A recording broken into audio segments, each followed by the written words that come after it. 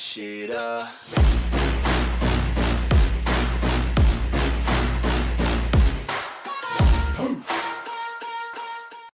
What is your profession?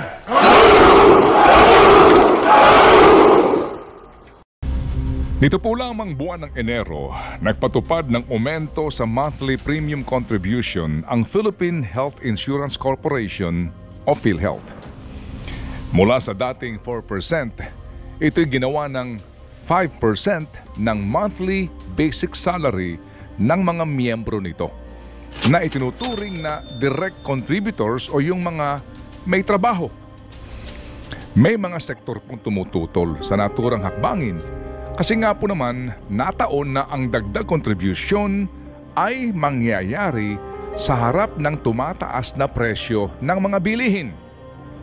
Subalit nanindigan po ang PhilHealth Management na ito'y isinasaad sa Universal Healthcare Act at ang pagtataas daw po sa contribution ay mangangahulugan ng mas maraming benepisyo para sa mga miyembro. Naudlot kadali ang pagpapatupad po ng aumento dahil nga sa naghihintay pa ang PhilHealth sa pag-aaproba ng Pangulo ng Pilipinas sa naturang hakbangin.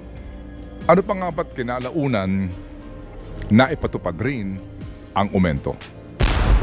Oo nga, at nagkaroon na naman po ng dagdag benepisyo ang ilang pong mga programa na ipinatutupad ng PhilHealth. Ngunit hindi maitatanggi na hindi po sa pangkalahatan ang mga dagdag na benepisyong ito. At madalas, ang reklamo ng karamihan sa mga miyembro ay ang maliit na halaga lamang na nakukuha mula sa PhilHealth sa kanilang hospital bills. Hindi ba maaaring mas lawakan pa ng PhilHealth ang benepisyong maaaring mapakinabangan ng kanilang mga miyembro? Kung pondo rin lang po ang pag-uusapan, walang maikakatwiran ang pamunuan ng PhilHealth na sila'y kinakapos. Dahil nga raw sa hindi nagagamit ng PhilHealth ang ibinibigay pong subsidiya ng national government, ito'y gusto nang bawiin at ilaan sa ibang gastusin ng gobyerno. 89.9 billion pesos. Ito ang halaga ng government subsidy na ibinigay sa PhilHealth na hindi umano nagamit kaya't gusto ngayong kunin ng Department of Finance. Ang basihan po ng Finance Department ay ang probisyon sa kasalukuyang General Appropriations Act o pambansang budget na nagsasaad na ang Department of Finance ay binibigyan po ng kapangyarihan na magtakda ng panuntunan kung papaano kukunin ang mga sinasabing reserba at sobrang pondo ng government-owned and controlled corporations gaya po ng PhilHealth. Sa amin pong panayam kay Professor Cielo Magno ng UP Diliman School of Economics at dating Undersecretary ng Department of Finance, ito ang kanyang paliwanag sa pangyayaring ito. So ang nangyari dun sa GAA, nagdagdag sila ng provision mandating the Department of Finance na mag-issue ng guidelines kung paano kukuhanin itong mga extra na reserve funds ng GOCCs natin. At ibabata yon sa kung paano nila ginagastos yung pera nila ng previous year. So kung may mga sobra, excesses, kukuhanin yan ng DOF at ng Treasury para pondohan itong unfunded appropriations na inilagay nila sa GAA ng 2024. So ganun po yung nangyari doon. Kaya nag-issue atong DOF ng circular na to at sinama po doon yung PhilHealth. Dahil batay doon sa pagdatos ng PhilHealth, meron silang underutilized na government subsidy na umaabot ng 89.9 billion pesos. At meron din silang net flow. Ibig sabihin, doon sa binabayaran nating premium, doon sa nire-reimburse nilang benefit claims sa mga ospital, may sumusobra po dyan nakita ang PhilHealth at naiipon yan. So napupunta yan sa reserve fund nila. So nakita yan ng DOF at ngayon, pinapa-turn over nila yan from PhilHealth para pondohan itong unprogrammed funds na to. So yun po yung politikang nangyari dyan. Para ponduhan umano ang unprogrammed funds o tinatawag ding unprogrammed appropriations. Ang sinasabing unprogrammed appropriations ay mga proyekto po ng gobyerno na nasasaad sa pambansang budget pero hindi nakasisigurong maipapatupad hanggat walang mapagkukunan ng pera na siyang magpopondo sa naturang mga proyekto. Maaring mapondohan ang mga proyekto kung sakaling magkaroon ng sobrang koleksyon ng buwis o mga bagong buwis o perang manggagaling sa uutangin ng gobyerno. Habang ang tinaguriang program appropriations ay mga proyekto at mga programa ng pamahalaan na siguradong meron ng pagkukuhanan ng pondo. Sa inaprobahan pong National Expenditure Program o NEP at pambansang budget na lumusot sa Kamara de Representante noong pong nagdaang September 27, 2023 at sa Senado noong pong November 28, 2023, ang halaga ng unprogrammed appropriations ay 281.9 billion pesos lamang. At 8 lamang ang mga proyektong nakalista sa ilalim nito. Subalit, nakagigimbal pong malaman na matapos dumaan sa Bicameral Conference Committee ang panukalang 2024 National Budget, ito'y lumobo na sa halagang 731.4 billion pesos. Dahil dito, ang orihinal na proposed national budget na nagkakahalaga ng 5.768 trillion pesos ay umabot na sa 6.218 trillion pesos. Sa pananaw po ng ibang mga mambabatas, ito'y labag sa ating konstitusyon sapagkat hindi maaaring lakihan ng Kongreso ang ipinapanukalang budget ng ehekutibo bagkus ito'y maaari lamang panatilihin o kaya'y bawasan. Ang isyong ito ay ipinanik na sa kataas-taasang hukuman. At ating magugunita, kinwestiyon noon ni Senador Aquilino Pimentel III ang 450 billion pesos na increase sa unprogrammed funds sa naging deliberasyon sa plenaryo po ng Senado noong Disyembre ng nagdaang taon. Ang napakalaking dagdag sa unprogrammed appropriations ay ipinagtanggol ng nooy Senate Committee on Finance Chairman Sani Angara. At kinumpirma din mismo ni Angara na ang 450 billion pesos na nadagdag sa unprogrammed appropriations ay nagmula sa mga programmed funds.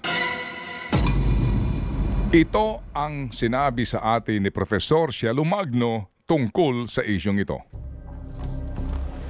Alam niyo po, ang malaking problema natin dito, mautak tong mga bumuo ng bicameral committee kasi so may budget na pinopropose yan po, program yan. Ibig sabihin, ito kailangan nating i-raise talaga yung pondo para ma-implement this year. So ang ginawa nila, yung mga pet projects nila, ano yung mga pet projects niyan? Malamang infrastructure yan. Yan nga yung mga multipurpose hall. Yung mga nakikita nating proyekto nilang nakalagay yung mga pangalan nila. Instead na ilagay yan sa unprogrammed funds, yan ang nilagay nila sa programmed funds ng iba't ibang ahensya ng gobyerno. In fact, may nabasa nga ako sa news dati that DPWH, sabi ng DPWH, may mga biglang naging proyekto sila na walang feasibility study pero may pondo. Bago mo pondohan yan, dapat nagawa mo muna yung staff work, diba? Yung may feasibility study muna, may design, at handa na for bidding para ma-implement. Ngayon, ang ginawa nila, yung mga original proposal ng mga departamento na for implementation na, yung dapat pondohan, yan ang nilagay nila sa unprogrammed fund. I guess to put pressure sa executive department na mag-raise ng pondo para pondohan tong mga kailangan proyektong i-implement, no? Tapos pin-prioritize nila yung pet projects nila. Yun ang nilagay nila na may automatic na pondo. So talagang kung hindi mo hinihimay, nakalusot. Pero yan po ang nangyari. In fact, may constitutional question nga din po yung pag-increase sila ng unprogrammed fund. At ngayon nga pong nasa kalagitnaan na po ng taon at panahon na naman para magsumite ng pambansang budget para sa susunod na taon ang ehekutibo, abay nagkukumahog ngayon ang Department of Finance, katuwang po ang ilang mga mambabatas na hanapan ng pera ang mga proyekto at programa ng gobyerno na nakalista sa ilalim ng unprogrammed appropriations. Heto na nga. At gusto pong pakialaman ang pondo ng Philippine Health Insurance Corporation. Gustong bawiin ng national government ang halos 90 billion pesos na subsidiya po ng gobyerno para sa health insurance ng mga Pilipino. Subsidiya na ang pangunahin pong adhikain ay tulungan ang indirect contributors ng PhilHealth. Subsidiya na maaari pong direktang pakinabangan ng mga Pilipinong may sakit. Mga Pilipinong kailangan po ng mga medisina at sa mga na-ospital. Sa ilalim po ng Universal Healthcare Law, ang sobrang reserbang salapi na pinangangasiwaan ng Philippine Health Insurance Corporation ay dapat lamang gamitin sa karagdagang benepisyo ng mga miyembro nito at maging daan sa pagpapababa ng kontribusyon ng mga miyembro. Republic Act 11223, otherwise known as an act instituting universal health care for all Filipinos. Chapter 3, Section 11. That whenever actual reserves exceed the required ceiling at the end of the fiscal year, the excess of the PhilHealth Reserve Fund shall be used, ulitin ko lang shall be used to increase the program's benefits and to decrease the amount of members' contributions. Shall be used. Mandatory po ang ginamit na salita dito. Mula 2021 hanggang sa kasalukuyan, halos 90 billion pesos na pala na government subsidy sa PhilHealth ang hindi napapakinabangan ng mga Pilipino. Kung sobra-sobra ang pera ng PhilHealth, bakit sa halip na babaan ang premium contribution, ito ay tinaasan? At bakit pa hindi lubos na palawaking ng PhilHealth ang mga benepisyo nito sa iba't iba pang mga karamdaman na ngayon po ay pinagdurusahan ng mga Pilipino? At dahil sa kapabayaan at kahinaan sa pamamalakad ng mga opisyal ng PhilHealth, babawian ito ng subsidiya?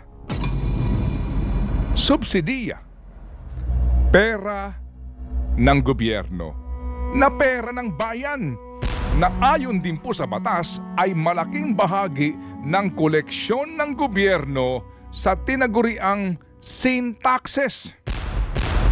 Hindi po ba't nakailang taas na po ng buwis para sa alak at sigarilyo? At maging ang mga produktong matatamis ay binubuwisan na rin. At ang katwiran po ng gobyerno sa malalaking buwis na ito ay para ponduhan ang pagpapatupad ng Universal Healthcare Law. Universal Healthcare Law na ang pangunahing takapagpatupad ay ang Philippine Health Insurance Corporation. Tama po ba na dahil sa incompetence at mismanagement, kawalan po ng kakayahan ng mga namumuno at namamalakad sa PhilHealth, ang mga Pilipino, lalo na ang mga mahihirap nating kababayan, ang kinakailangang magsakripisyo na naman? Kung hindi po nagagamit ng PhilHealth ang subsidiya o ang perang pinag-aambag-ambagan ng buwis ng bayan, partikular ang tinaguriang sin taxes, bakit hindi kastiguhin ng Pangulong Marcos ang mga tagapangasiwa sa PhilHealth? Bakit hindi pukpukin ng 2 kapulungan ng Kongreso ang mga opisyal ng PhilHealth para gastusin ng tama ang pera ng bayan na inilalaan para sa kanila? O baka naman makikikuyog pa sa Finance Department ang ilang mambabatas para pakialaman ang pera ng PhilHealth? Muli, narito si Profesor Cielo Magno. Napakalinaw po kasi sa batas yung purpose kung bakit tayo nagbibigay ng government subsidy. Kumbaga, nakita ba natin itong mga mahihirap nating kababayan, talagang protektado na ba sila? Na-enroll na ba natin ang lahat ng kailangang ma-enroll sa PhilHealth? Obviously, hindi. So kung nakikita natin, ito ay inefficiency o problema ng PhilHealth bilang isang institusyon. Ang kailangan po atang gawin ng ating gobyerno, pukpukin itong PhilHealth para gawin yung trabaho nila. Hindi tanggalin yung pondo dahil pag tinanggalan mo yan ng pondo, mas lalong maghihirap yung ating mga kababayan at lalong mababawasan ng benepisyo ng PhilHealth.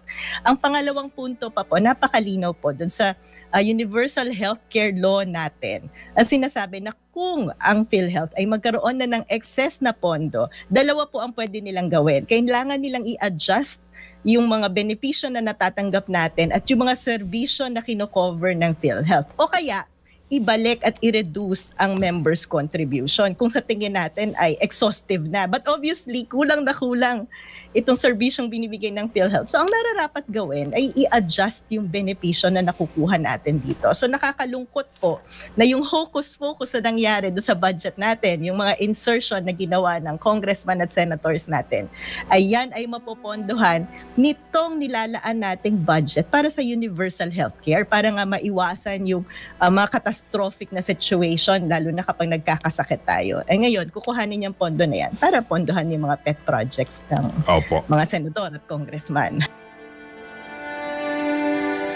Bakit nga naman, sa dinami-dami ng maaari ninyong pagkunan ng pera, pera pa na nakalaan para sa kalusugan ng mga Pilipino ang inyong pinagdidiskitahan?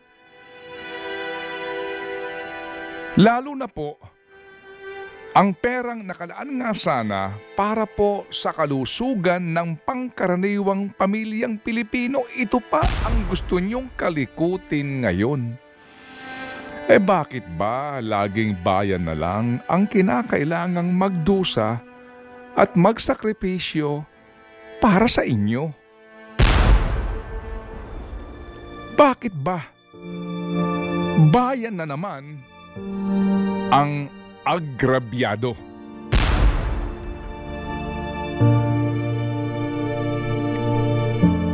Bakit bayan na naman ang agrabyado?